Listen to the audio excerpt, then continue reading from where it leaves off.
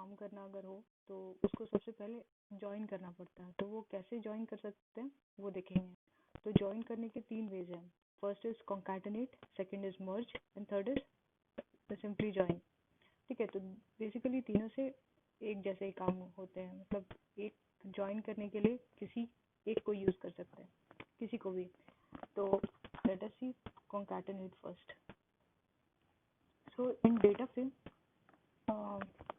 जब भी किसी फंक्शन को यूज करना हो तो उसको जनरली पहले data frame name dot and then function का नाम लिखते हैं। तो फॉर एग्जांपल अगर यहाँ पे अगर मर्ज फंक्शन यूज करना हो तो मर्ज फंक्शन डायरेक्टली नहीं लिखते, सबसे पहले किस डेटा फ्रेम में को मर्ज करना है। तो df is the data frame, तो सबसे पहले df लिखेंगे, देन यहाँ पे मर्ज डॉट मर्ज। ठीक है, तो सबसे पहले कॉन्कैटिनेट का सिंटैक्स देखते हैं। कॉन्कैटिनेट क्योंकि एक फंक्शन है जो कि pd मतलब पैंडास लाइब्रेरी के अंदर है, तो उसको प्रीफिक्स करेंगे pd, यहाँ पे pd डॉट कॉन्कैटिनेट एंड इसके फंक्शन है, इसके अंदर बहुत सारे पैरामीटर्स हैं। ठीक है, सारे पैरामीटर्स कंपलसरी नहीं होते हैं, तो जो सबसे इम्पोर्टेंट पैरामीटर्स है सिर्फ वो डिस्कस करेंगे। बाकी सब एग्जाम्पल्स, एक एक एग्जाम्पल देखेंगे कि कैसे कॉन्कैटिनेट कर सकते हैं। तो ये सब पैरामीटर लिस्ट है, जैसे ऑब्जेक्ट है, axis, join, ignore index, keys, levels, names, verify integrity, sort and copy. तो फर्स्ट एग्जाम्पल यहाँ पे concatenate data frame using dot concatenate. ठीक है, ये फंक्शन नेम है कॉन्कैट। तो फंक्शन नेम हमेशा जैसे स्पेलिंग है उसमें कुछ भी चेंजेस नहीं होने चाहिए, जो कि alphabet capital letter small letter उसमें भी डिफरेंस नहीं आना चाहिए, क्योंकि ये केस सेंसिटिव है। अगर सी को कैपिटल कर देंगे तो एक्सेप्ट नहीं, एरर मैसेज आ जाएगा।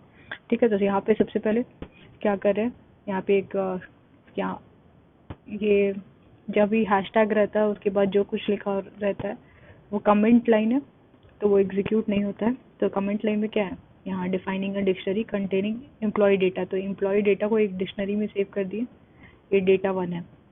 और सेकंड है डेटा 2, एक और डिक्शनरी क्रिएट कर दिए और ये डिक्शनरी ऑफ लिस्ट है। एक बार ये डेटा क्रिएट हो गया, अब डेटा फ्रेम क्रिएट करने के लिए कौन सा फंक्शन यूज करते हैं, generally we will use data frame function. अब यहाँ पे डेटा फ्रेम देखो, डेटा फ्रेम फंक्शन है। अब डेटा फ्रेम फंक्शन को पैरामीटर्स पास करना पड़ता है, मतलब इनपुट देना होता है। इनपुट क्या क्या देना है, तो जो भी डेटा है वो इनपुट देते हैं। तो डेटा 1 को लेकर के df1 क्रिएट कर रहे हैं। यहाँ data 1 is used for creating df data frame. इस डेटा फ्रेम का नाम df है। फिर इंडेक्स इक्वल्स टू 0 1 2 3, तो ये क्या करेगा कि वो इंडेक्स लगा देगा उसके डेटा के आगे। सेकेंड डेटा फ्रेम जो क्रिएट कर रहे हैं उसका नाम है df1 एंड इस किससे क्रिएट कर रहे हैं, डेटा 2 डिक्शनरी से सारा वैल्यूज लेकर के क्रिएट कर रहे हैं। तो at the end of this जब ये दो कमांड एग्जीक्यूट हो जाएगा तो क्या होगा, हमारे पास दो डेटा फ्रेम होंगे, df एंड df1। तो ये डेटा फ्रेम क्रिएट हो गया। अब इस डेटा फ्रेम्स को हम ज्वाइन करेंगे using concat method. So simply क्या करना है कि pd डॉट कॉन्कैट लिखेंगे और जो भी जिन भी डेटा फ्रेम्स को ज्वाइन करना है उसे लिस्ट के अंदर लिख देंगे। ठीक है, तो यहाँ पे फ्रेम्स क्या है, फ्रेम्स है एक वेरिएबल है जिसमें एक लिस्ट स्टोर्ड है। उस लिस्ट में क्या दोनों डेटा फ्रेम्स के नाम है। अब ये लिस्ट को हम या तो डायरेक्टली यहाँ फंक्शन के अंदर डिफाइन कर सकते थे या एक पहले वेरिएबल नेम में डाल के फिर उस वेरिएबल को पास करेंगे। तो यहाँ पे pd डॉट कॉन्कैट फ्रेम्स, अब ये क्या करेगा कि df एंड df1 को कॉन्कैट कर देगा, कॉन्कैटिनेट कर देगा। तो देखो ये df है ग्रीन कलर का और ब्लू इज द df1। और कॉन्कैटिनेट करने के बाद ये जो आया है राइट हैंड साइड में ये आउटपुट है। ठीक है, ये आउटपुट आ रहा है दोनों को कॉन्कैटिनेट करने के बाद। तो अब सिंपली क्या किया है कि क्योंकि हमने एक्सेस मेंशन नहीं किया था कि एक्सेस 0 है कि 1 है, तो बाय डिफ़ॉल्ट वो लेगा एक्सेस इक्वल्स टू 0। अगर एक्सेस 0 है तो वो क्या करता है, किसके अलॉन्ग करेगा, देखो ये वाला एक्सेस इक्वल्स टू 1 है ये, और ये हो जाएगा axis equals to 0। By default axis equals to 0 होता है। तो क्योंकि यहाँ पे कॉन्कैट फंक्शन में मेंशन नहीं किए थे कि कौन सा एक्सेस करना है, तो ये एक्सेस इक्वल्स टू 0 लेगा। तो इस डायरेक्शन के अलॉन्ग, डायरेक्शन हमेशा याद रखना, डायरेक्शन टॉप टू बॉटम, ठीक है, उसके अलॉन्ग वो ज्वाइन करेगा। तो सबसे पहले हमने यहाँ पे देखो कि लिखा था df, उसके बाद df1, तो सबसे ऊपर ये df आया, उसके जस्ट नीचे df1 ज्वाइन हो गया। तो this is the final output that we will get if we use the concat function and pass the list of data frames that are to be joined together. Now यहाँ पे ये हो गया। Second है, अब concat फंक्शन है, उसके अंदर बहुत सारे पैरामीटर्स थे, तो उसमें से एक पैरामीटर है जॉइन पैरामीटर, ठीक है। तो ये जॉइन पैरामीटर में अलग अलग जिस इनपुट जो भी इनपुट हम देंगे उसके अकॉर्डिंगली वो ज्वाइन करेगा। तो there are many types of joins. तो यहाँ पे मैथ्स में आप लोगों ने पढ़ा होगा सेट में डिफरेंट टाइप्स ऑफ जॉइंस, ठीक है, intersection, union, left right join, ये सब सारा। तो इसमें मेनली 4 टाइप्स ऑफ जॉइंस जो सीएस में होता है। तो इनर जॉइन, ये है इनर जॉइन। इनर जॉइन में जो भी इंटरसेक्शन एलिमेंट्स होते हैं, मतलब जो भी कॉमन एलिमेंट्स है दोनों सेट्स में, वो कंसिडर होते हैं। तो और उसके बाद है left outer join. Left outer join में एक तो कॉमन एलिमेंट्स प्लस जो लेफ्ट डेटा फ्रेम है उसके जितने भी एलिमेंट्स है वो कंसिडर होंगे। तो मेनली हमारे कोर्स में 2 ही है, एक इनर जॉइन है और एक है फुल आउटर जॉइन, ठीक है। फुल आउटर जॉइन में मतलब सब कुछ आ जाएगा, इंक्लूड हो जाएगा, दोनों डेटा फ्रेम्स में जितने भी एलिमेंट्स है सारे इंक्लूड हो जाएंगे फुल आउटर जॉइन में। लेकिन इनर जॉइन में क्या होगा कि दोनों के बस कॉमन एलिमेंट्स जॉइन होंगे। तो ये तो हो गया इनर एंड आउटर जॉइन। अब यहाँ पे देखो कि join equals to inner, join equals to inner हमने किया, तो ये इनर जॉइन वाला हो गया, मतलब दोनों कॉमन एलिमेंट्स हो गया। तो ये लिखते कहाँ पे है, ये लिखते हैं हम यहाँ पे, डिफाइन होता है कॉन्कैट फंक्शन के अंदर। तो प्रीवियस एग्जांपल में जो डेटा फ्रेम क्रिएट हुआ था वही सेम है, df एंड df1। तो df एंड df1 को क्रिएट करने के बाद लास्ट टाइम हमने क्या किया था कि डायरेक्टली बस कॉन्कैट फंक्शन और list of data frames that are to be added, बस इतना था। अब इस बार क्या करें, इस बार ये भी बता रहे हैं कि कौन से ज्वाइन होना चाहिए। तो इनर ज्वाइन होना चाहिए। इनर ज्वाइन में यहाँ पे हमने देखा था इनर ज्वाइन में मतलब कॉमन एलिमेंट्स, और यहाँ पे और एक जो पैरामीटर एडेड है वो axis equals to 1। Axis equals to 1 क्या करेगा, कौन सी डायरेक्शन के अलॉन्ग, ये लेफ्ट टू राइट डायरेक्शन के अलॉन्ग वो ऐड करेगा डेटा फ्रेम को। तो कौन कौन से डेटा फ्रेम को ऐड कर रहे थे हम ऐड कर रहे थे data frames df1 and df2 को, ठीक है। तो df2 नीचे नहीं ऐड होके यहाँ पे ऐड होगा, जस्ट बिसाइड इट। सबसे पहले df1 आएगा, उसके बाद df2। तो ये हो गया एक्सेस का काम। अब यहाँ पे आउटपुट देखते हैं कि क्या आया है। तो आउटपुट में ये डेटा फ्रेम 1 था df and this is second data frame df1, ठीक है, df एंड df1, लिखते df1। अब इन दोनों को ज्वाइन करने के बाद ये आ गया है हमारा आउटपुट। आउटपुट में क्या है यहाँ पे नोट करते हैं कि ये नेम कॉलम में कॉमन क्या था, गौरव एंड अनुज, ये 2 नेम्स कॉमन हैं। तो क्योंकि यहाँ पे हमने डिफाइन किया था कि जॉइन इक्वल्स टू इनर, मतलब बस कॉमन वाले एलिमेंट्स ही फाइनल आउटपुट में आएंगे, तो ये बस ये दोनों ही फाइनल आउटपुट में आएंगे। तो यहाँ नोट करो कि सिर्फ ये दोनों नाम ही हैं, ठीक है, क्योंकि बस यही दोनों कॉमन है। और जो भी कॉलम्स था बाकी corresponding to Gaurav and Anuj, that will be copied to the final data frame. तो यहाँ पे आ गया एज, आ गया address, qualification, mobile number and all. So this is the final output of inner join. अब यहाँ इनर की जगह अगर हम करते कि join equals to outer, outer में क्या होता है, आउटर जॉइन में यहाँ देखो डायग्राम, आउटर जॉइन में सब कुछ आ जाता है, सब कुछ इंक्लूड, जो कॉमन है जो कॉमन नहीं है सब इंक्लूड होते हैं। तो यहाँ पे अब देखो यहाँ पे डेटा, ये है DF, ये है DF1, दोनों डेटा फ्रेम्स हो गए। अब इनमें कॉमन एलिमेंट्स क्या कहते हैं, कॉमन जो ग्रीन से हाईलाइटेड है वो कॉमन है, ठीक है, और ब्लू से जो हाईलाइटेड है वो कॉमन है, और ग्रीन से जो हाईलाइटेड है वो मतलब कॉमन नहीं है। तो इसमें देखो कि common plus those elements which are not common in both are included, दोनों इंक्लूड हो रहे हैं। तो उसके बाद क्या करेंगे कि क्योंकि इसके लिए वैल्यूज नहीं था, तो जिसके लिए भी वैल्यूज नहीं रहेगा उसको ये रिप्लेस कर देगा NaN से। NaN stands for not a number. तो ये this is the case of outer join, ठीक है। आउटर जॉइन यहाँ पे देखो, ये हो गया आउटर। अब थर्ड पैरामीटर जो हम चेंज कर सकते हैं कॉन्कैट फंक्शन में वो है join अंडरस्कोर एक्सेस। तो यहाँ पे df डॉट इंडेक्स मतलब डेटा फ्रेम, ये df डेटा फ्रेम है, इसके इंडेक्स को वो कंसिडर करेगा, मतलब इसके इंडेक्स को वो लेगा, उसके बेसिस पे ज्वाइन होगा। तो df डॉट इंडेक्स है यहाँ पे, ये सारे ये चारों df डॉट इंडेक्स में है। तो ये आ गया यहाँ पे आउटपुट,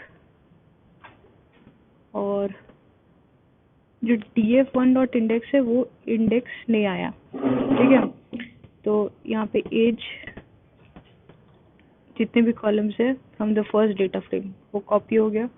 सेकेंड डेटा फ्रेम में क्या हुआ कि क्योंकि ये दोनों इंडेक्स पोजीशन 0 पे जय है, इंडेक्स पोजीशन 1 पे प्रिंसी है, पर ये df1 में नहीं है ये दोनों नाम, तो इसके कोरिस्पॉन्डिंग कोई वैल्यूज नहीं है। क्योंकि वैल्यूज नहीं है तो वो क्या करेगा, यहाँ पे इसको NaN से रिप्लेस कर देगा। नाउ थर्ड एक और पैरामीटर है जिसको हम चेंज कर सकते हैं इनसाइड द कॉन्कैट फंक्शन, ये है इग्नोर अंडरस्कोर इंडेक्स, ठीक है। तो इग्नोर अंडरस्कोर इंडेक्स अगर हम करते हैं इक्वल्स टू ट्रू करेंगे, बाय डिफॉल्ट ये वो रहता है फॉल्स होता है। तो अगर ट्रू करेंगे तो क्या होगा, तो ये डेटा फ्रेम DF है और DF1 है, तो दोनों को कॉन्कैट करने के बाद after giving index equals to true वो क्या करेगा कि इंडेक्स वाले कॉलम को वो इंडिविजुअल इंडेक्स नहीं लेगा, वो क्या करेगा कि एग्जिस्टिंग इंडेक्स जो है उसको वो क्लियर कर देगा, और फिर सीक्वेंशियली इंडेक्स मिल जाएंगे सबको।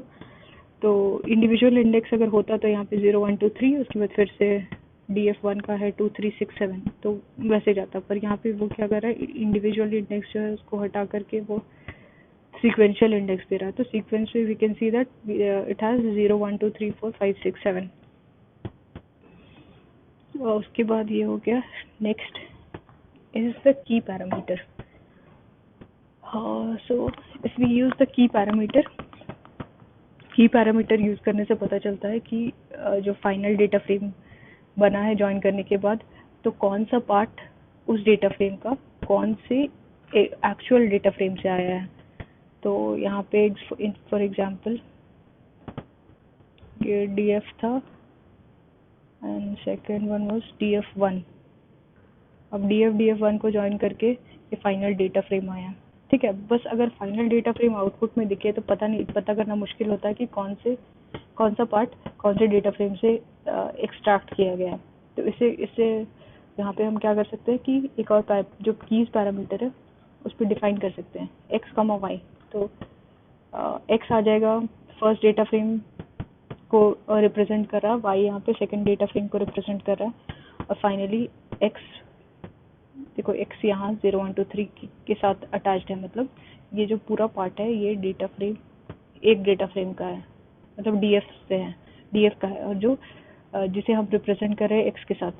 इन the same way the second part has been taken from DF two which we are representing with the variable y.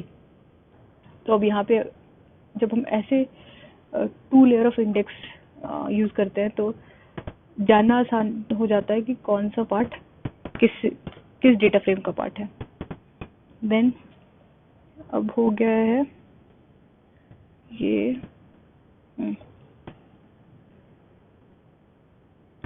अभी तक क्या कर रहे थे कि 2 डेटा फ्रेम्स को ज्वाइन कर रहे थे. डेटा फ्रेम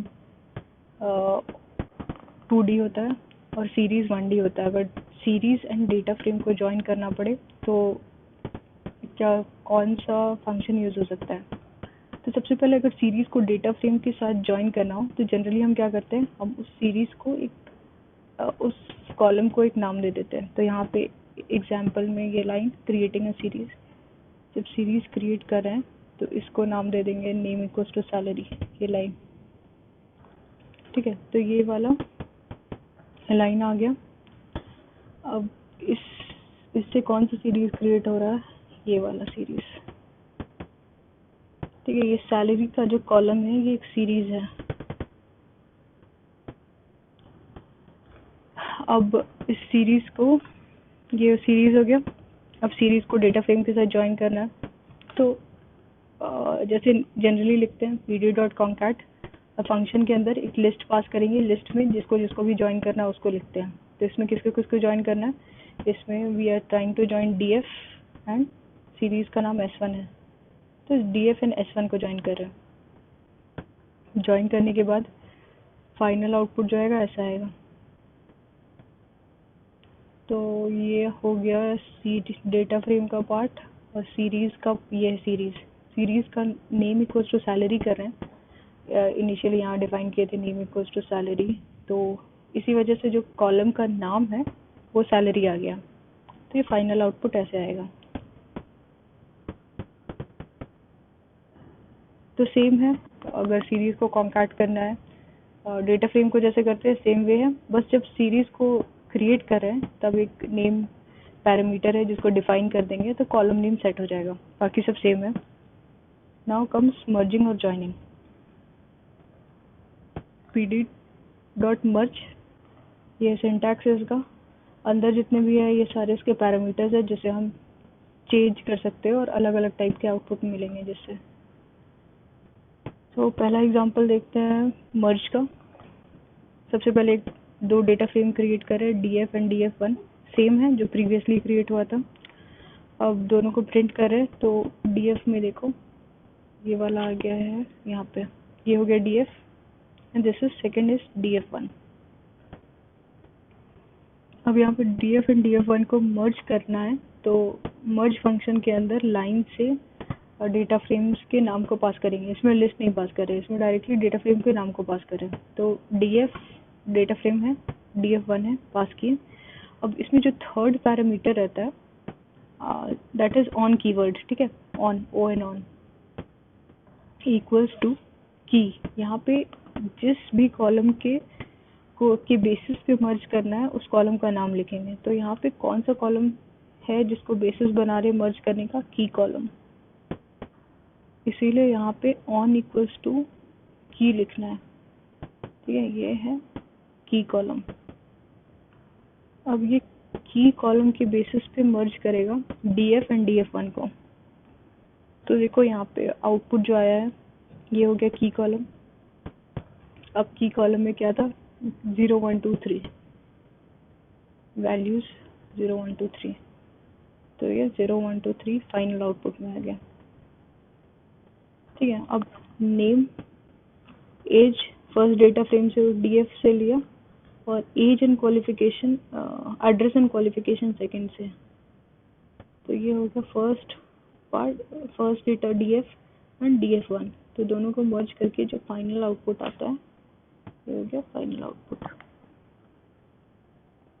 अब ये तो था एक ही कॉलम को बेसिस बना के. अगर हम चाहते हैं कि मल्टीपल कॉलम्स को ज्वाइन करेंगे तो कीज में एक कॉलम के जगह पे we will define multiple columns. तो मल्टीपल कॉलम्स कैसे डिफाइन करेंगे, यहाँ पे देखो, यहाँ पे की एंड की वन, ये दो कॉलम्स को हम बेसिस बनाना चाहते हैं, ठीक है। कीज एंड की वन दोनों में कॉमन है, तो यहाँ पे जब ऑन यहाँ लिख रहे पी डी डॉट मर्ज, किसको मर्ज करना है, डी एफ वन, कौन से कॉलम के अकॉर्डिंग कर मर्ज करना है, तो इसीलिए लिख रहे ऑन इक्वल्स टू ये दो कॉलम्स के नाम, की एंड की वन। तो फाइनल आउटपुट में दो कॉलम्स आ जाएंगे, की एंड की वन। तो की एंड की वन देखते हैं क्या है। अब की एंड की one K0, K1, K2, K3। तो K0 तो की में है, K1 भी है, यहाँ पे भी है K0, K1 में भी। लेकिन सेकेंड वाले में क्या है, सेकेंड वाले में कॉमन K2 एंड K0 है, ये कॉमन है, और K0 कॉमन है। K1 DF में है, K1 बट DF1 में नहीं है, K1। तो बस ये दोनों कॉलम्स इंक्लूड होंगे, ठीक है। और बाकी वैल्यूज कोरिस्पॉन्डिंगली जिसका K0 में JN27 था, तो JN27 आ गया DF से। K0 में Gaurav N22, so Gaurav N22 will come here। Same way जो DF1 है उसमें K0 में Nagpur and BTech, so Nagpur and BTech will come here, and K2 में क्या था, इलाहाबाद एंड बीकॉम, तो Allahabad and BCom will become the fourth. तो इस तरह से जो फाइनल आउटपुट आएगा वो उन कॉलम्स के बेसिस पे आएगा जिसको हमने ऑन के बाद डिफाइन किया है। तो ऑन के बाद ये दो कॉलम्स के नाम थे K2 एंड की1, तो K2 and key one will become the basis.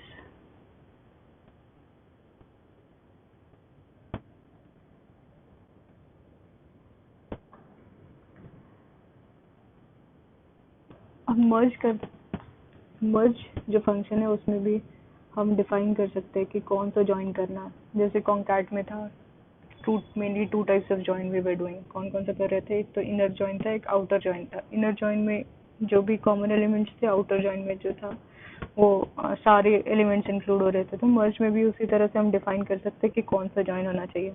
तो ये जो 4 टाइप्स ऑफ ज्वाइंस है, inner join, left outer join, right outer join and full outer join. तो इनर ज्वाइन में देखते हैं यहाँ पे क्या था, यहाँ पे मर्ज ये आ गया pd dot merge df and df1।